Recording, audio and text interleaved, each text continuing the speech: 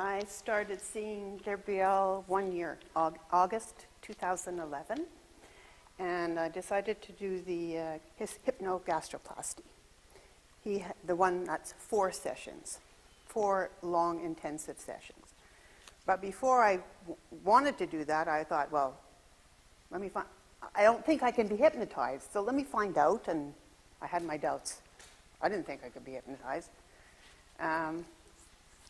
First, I had seen on the internet, lose weight without dieting.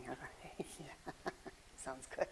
Because I had done all the other Weight Watchers, and you have to weigh your food, and you have to count points, and you have to watch calories, and being on a diet to me was extremely depressing, extremely frustrating. Everybody else doesn't have to count, I have to count.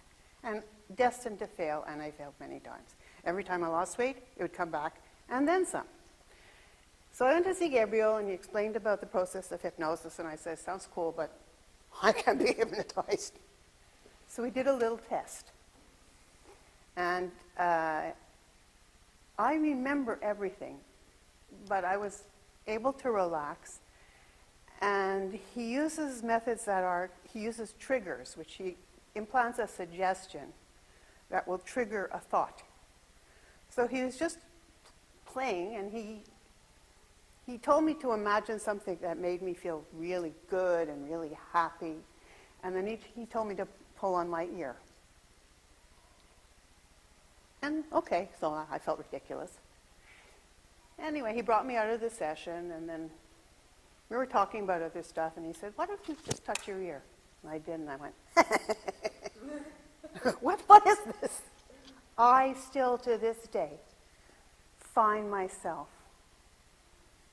doing this when I'm feeling a little uneasy or unhappy, or sometimes I just do it unconsciously, and then I think, oh. So the suggestion is still there. So it makes you feel better? It gives me like, I don't know.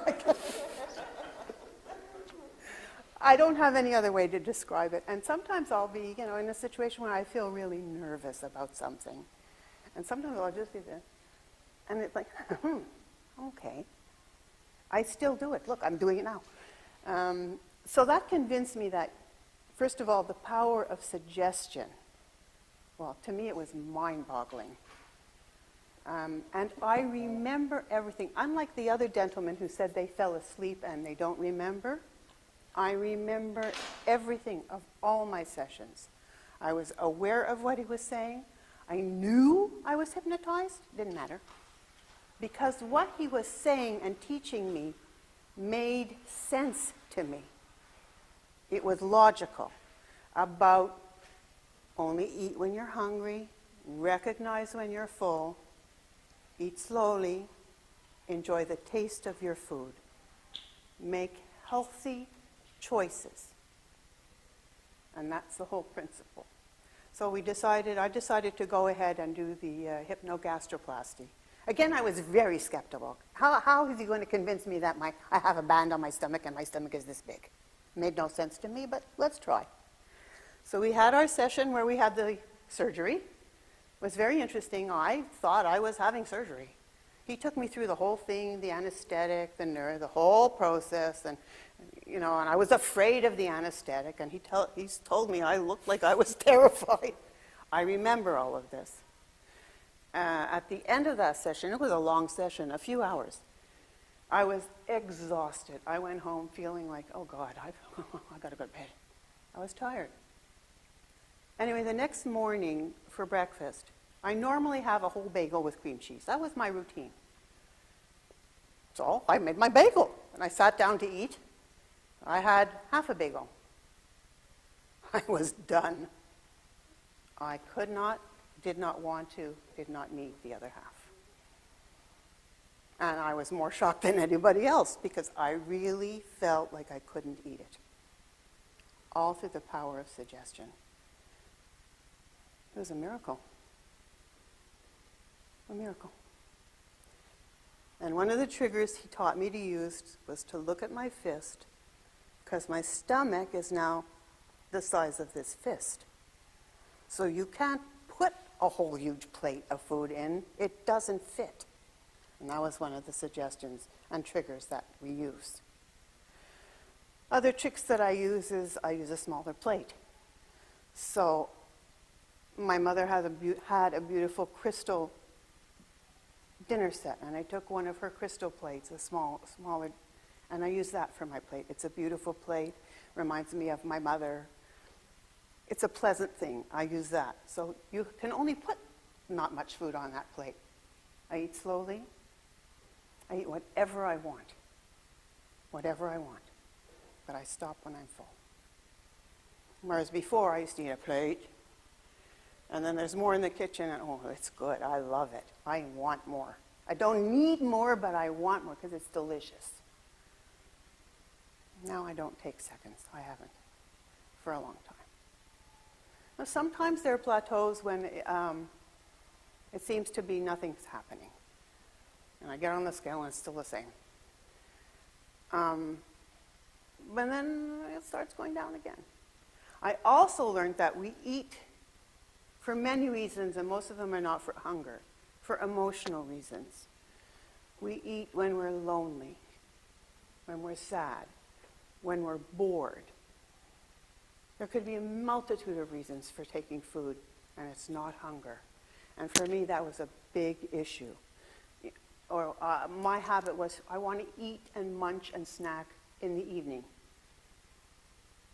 During the day, I'm fine. I was always fine. I never had a problem with munching during the day, but in the evenings, I could be just munching all evening. And a lot of it had to do with boredom and other sad things that were going on in my life, and I was using food as a comfort mechanism.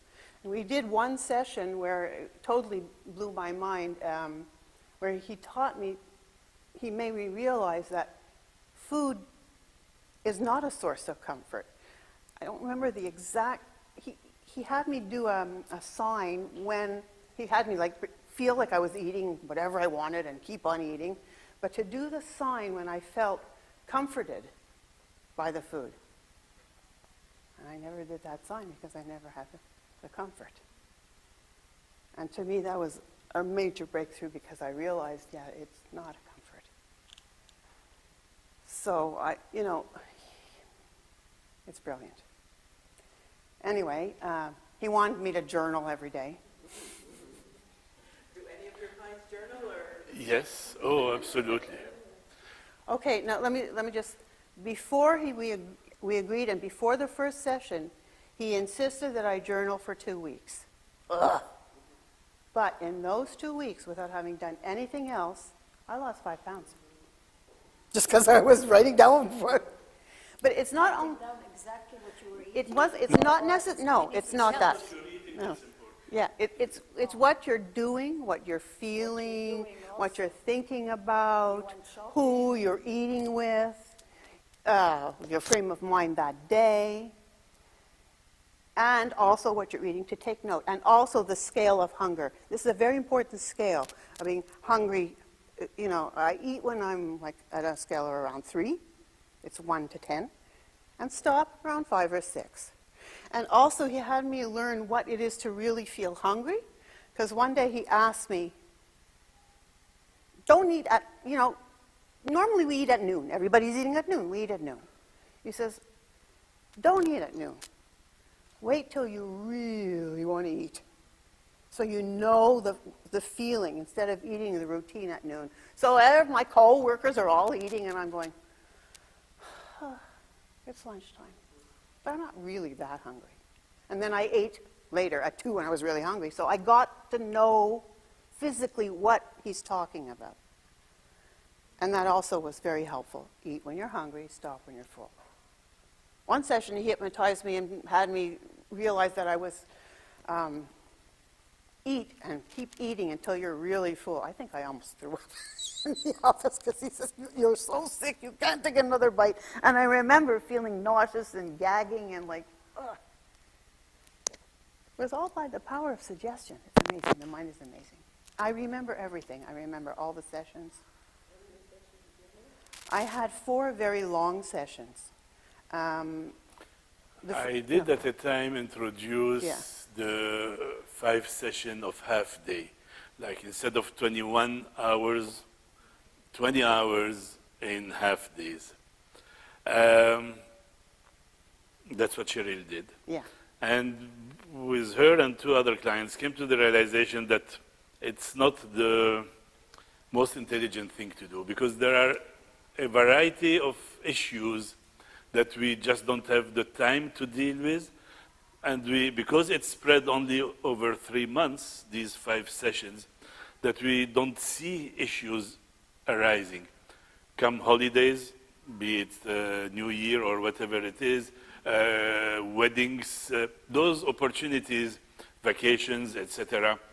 So while I still have this program on, when I'm talking in my first discussion with a client, I raise these points. I mean, if that's what you want, fine and dandy. I think that in a few months I'm going to scrap it all together because what it does is that at the end of the 5 sessions, people need to come back for a few more sessions because there are issues that are still.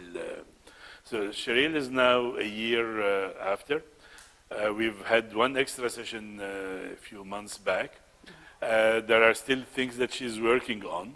I'm going to go back for another session. Because she has Doesn't know that yet. learned self-hypnosis, there are a lot of things that the client can do all by himself, given the right motivation, given the right circumstances. But I definitely come because I learn also with practice, the more people I work with, that there is at least as much value in hypnosis as there is in the hand-holding over a longer period of time. The accountability, knowing that yes, you have to report, you have to write that report about the week, and we're going to be talking about it, is at least as valuable as the work that is happening during the session. I still write a report every week and send it to him. Sometimes it's only 1 sentence. My weekly report, nothing to report. Est-ce que j'ai besoin de traduire ou est-ce que ça va? I want to say that I feel so much better. I see, well, I've lost 45 pounds. It shows more in my face and here. You can see it on the website with 1 skirt of hers that we... It's like really, so the first time I went to buy pants, because everything was falling off, so I was in the dressing room and I took just the neck size down and it was still too big. Yeah. So I have dropped 2 sizes in my clothes. I should have brought the picture of the bathing suits. I had to buy a new bathing suit. I swim, and I had to buy a bathing suit, and I bought the same style as I had before, and I lay one on top of the other.